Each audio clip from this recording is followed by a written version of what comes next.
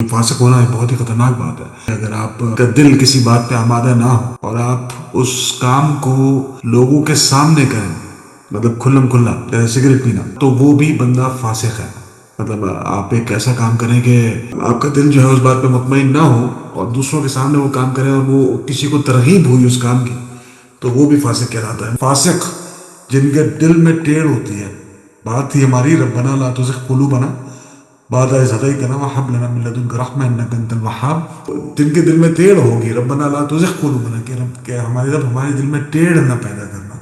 اور ٹیڑھ کن کے دل میں، وہ فاسق ہے۔ بات کر رہے ہیں سورہ آل عمران آیت نمبر 13 سے لے کر 17 تک، اور ترجمہ جب ہم نے پڑھا تو ہم کو سمجھ آیا کہ یہ اللہ سبحانہ تعالیٰ واقعہ بتا رہے ہیں بدر کے متعلق، غزوہ بدر کے متعلق۔ ہمارے سامنے آتی ہے ایک بڑی زبردست بات، رسول اللہ صلی اللہ علیہ وسلم کی ایک بڑی خوبصورت دعا تھی، اللہم انت الاول فلیس قبلک شیء وانت الآخر فلیس بعدک شیء وانت الظاہر فلیس فوقک شیء وانت الباطن فلیس دونک شیء۔ اور یہی بات ہم کو سورہ حدید میں ملتی ہے کہ هو الاول والآخر والظاہر والباطن،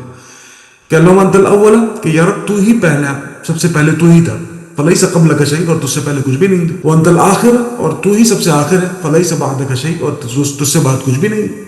وانت الظاہر، اور تو ہی سب سے زیادہ ظاہر، مطلب سب سے زیادہ نظر آنے والا یا محسوس ہونے والا، فلیس فوقک شیء، اور تجھ سے اوپر کچھ بھی نہیں، وانت الباطن فلیس دونک شیء، اور تو ہی سب سے زیادہ چھپا ہوا ہے اور تجھ سے زیادہ چھپی ہوئی کوئی اور چیز نہیں۔